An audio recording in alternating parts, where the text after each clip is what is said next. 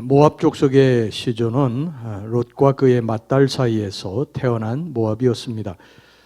그런데 모압의 아비 롯은 여러분들 잘 아시는 대로 아브라함의 조카였습니다. 따라서 롯의 후손들인 모압 족속과 아브라함의 후손들인 이스라엘 족속은 따지고 보면 아주 가까운 친족지간이었습니다.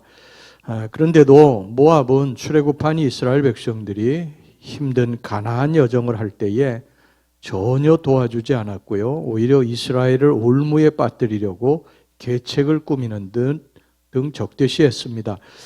이로 인해서 모압은 모세와 선지자들의 신랄한 책망을 면치 못했습니다. 하지만 모압이 이스라엘에 대해서 전적으로 배척행위만 한 것은 아닙니다. 때로는 이스라엘의 피난처가 되어주기도 했고요. 때로는 조공을 바침으로 이스라엘과 우호적인 친선 관계를 유지하기도 했습니다. 예를 들어서 사사시대에 유대 베들레헴에 기근이 들었을 때 엘리멜렉과 나오미가 모압 지방으로 피난을 갔고 거기서 며느리 룻을 얻어서 함께 귀환하기도 했습니다. 또한 사울 왕 때에는 사울에게 쫓기던 다윗이 자신의 부모를 모압 땅에 피신시킨 적도 있었습니다. 그리고 분열왕국 시대에 모압 왕 메사는 이스라엘 왕 아합에게 새끼 양과 수양 각각 10만 마리의 토를 조공으로 바친 적도 있었습니다. 이와 같이 모압은 이스라엘의 친족 국가로서 때때로 이스라엘의 피난처 구실도 했고 또한 친선국으로서의 우호적인 관계도 유지했습니다. 그렇기 때문에 오늘 여기 본문의 말씀에 보면은요, 다른 이방 국가들과는 달리 이 모압에게는 멸망을 피해서 살 수 있는 길이 있는 것을 알려주는 것을 볼 수가 있습니다. 그래서 그 길로 너희들이 가야 된다고 그렇게 말씀하고 있습니다. 자, 그럼 이 모압이 살 수 있는 길이 무엇이고 멸망할 수밖에 없는 길이 무엇인지 좀 살펴보도록 하겠습니다. 첫째, 모압이 살 수 있는 길을 살펴보겠습니다. 그것은 이스라엘과 친선 관계를 유지하는 것입니다. 하나님이 택한 백성, 하나님의 선민 이스라엘과 좋은 관계를 유지하는 것입니다. 구체적으로 그것은 첫 번째, 이스라엘의 치리자에게 양을 조공물로 바치는 것이라고 1절에 말씀하고 있고요. 또 3절, 4절에 보면 이방의 압제자로부터 도망쳐오는 이스라엘의 피난민들을 따뜻하게 영접해 주는 것이라고 말씀을 하고 있습니다. 왜냐하면 이스라엘을 압제하고 착취하는 세력은 조만간 그칠 것이고 그 후에는 다윗의 왕위를 견고히 세울 의로운 왕이 굳게 설 것이라는 것 때문입니다. 이것은 역사적으로 보면 아수르의 세력에 의해서 고통당할 유다 백성들을 모압이 멸시하지 말고 잘 대해주라는 의미입니다. 그리하면 이후에 선왕 히스기야 왕이 등장을 해서 다윗 왕조를 굳게 세울 것이라고 하는 뜻입니다.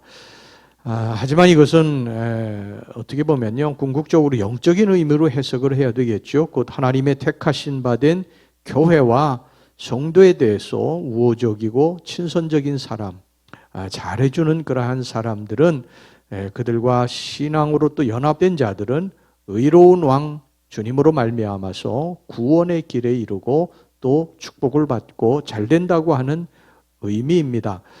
물론 이제 우리 교회의 선민들이, 하나님의 백성들이 잘못해서 세상 사람들이, 안 믿는 사람들이 핍박하고 욕할 수는 있습니다. 그것은 우리가 잘못하는 것이니까 고쳐야 되고요, 돌이켜야 됩니다.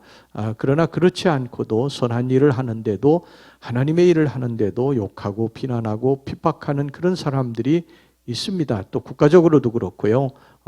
또 어떤 직장이라든지 어떤 단체라든지 그런데 괜히 핍박하고 욕하고 비난하고 하는 사람, 대적하는 사람들이 있습니다. 그것은 안 된다는 거예요. 하나님의 백성들은 왜 그러냐면 하나님이 그 안에 계셔서 성령님이 내재하셔서 성령님이 동행하시는 하나님의 귀한 존재들이기 때문에, 하나님의 자녀들이기 때문에 같이 가야지 대적하고 핍박하고 욕하고 비난하고 그래서는 안 된다는 것입니다. 이것은요, 일찍이 하나님과 아브라함 사이에 맺은 상호 공수조약에 근거한 거예요. 창세기 12장 3절에 보면 너를 축복하는 자에게는 내가 복을 내리고 너를 저주하는 자에게는 내가 저주하리니 땅의 모든 족속이 너로 말미암아 복을 얻을 것이니라. 이렇게 말씀하고 있지 않습니까? 그러니까 모압이 살 수 있는 길은 하나님의 백성들, 선민 이스라엘과 친선관계, 좋은 관계를 유지하고 사는 것이다.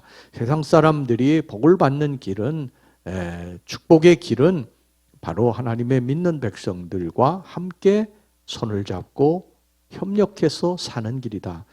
이것이 오늘 성경이 영적으로 우리들에게 말씀하고 있는 것입니다. 그 다음에 두 번째는요, 모압이 죽을 수 있는 길이 무엇인가 좀 살펴보겠습니다. 그것은 당연히 이스라엘을 배척하고 적대시하는 것이죠. 곧 자신들의 농산물을 의지하고 자신들의 요새를 의지하는 가운데 세상 교만과 향락에 빠져서 거만하게 행하는 것입니다.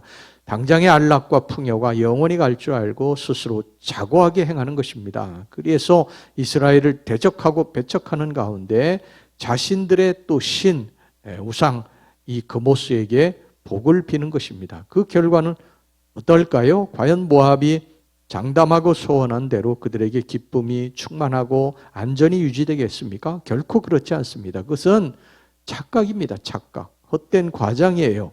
모압은 열국의 주권자들인 아수르와 바벨론의 왕들에 의해서 꺾이고 짓밟힐 뿐입니다. 8절 말씀 보세요. 이는 헤스본의 밭과 신마의 포도나무가 말랐음이라. 전에는 그 가지가 야셀에 미쳐 광야에 이르고 그 싹이 자라서 바다를 건넜더니 이제 열국의 주권자들이 그 좋은 가지를 꺾었도다. 기쁨의 소리가 10절에 보면 모압 온 땅에 순식간에 떠난다고 그랬고요. 이사야 15장 9절에 보면 오직 피비린내 나는 죽음과 멸망의 모습만이 도처에 가득할 뿐이라고 말씀을 하고 있고요.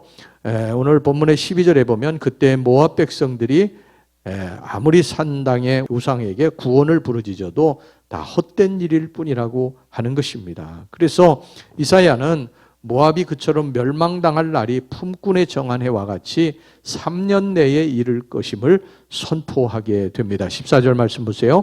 이제 여호와께서 말씀하여 이르시되 품꾼의 정한 해와 같이 3년 내에 모압의 영화와 그 큰 무리가 능욕을 당할지라. 그 남은 수가 심히 적어 보잘것없이 되리라 하시도다. 그만큼 심판의 날이 가까이에 이르렀다는 것입니다. 도끼가 이미 나무 뿌리에 놓인 상태인 것입니다. 역사적으로 보면요, 이것은 아수르 왕 아술바니팔에 의한 모압의 처참한 괴멸을 가리키는 듯합니다. 하지만 궁극적으로 이것은 메시아 예수의 재림 때에 있을 악인들의 영원한 멸망을 의미하는 것입니다.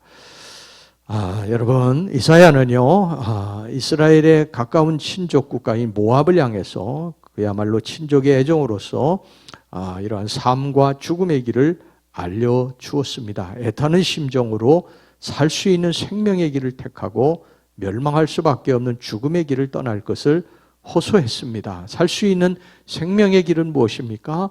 하나님의 백성들과 함께 손잡고 가는 거예요.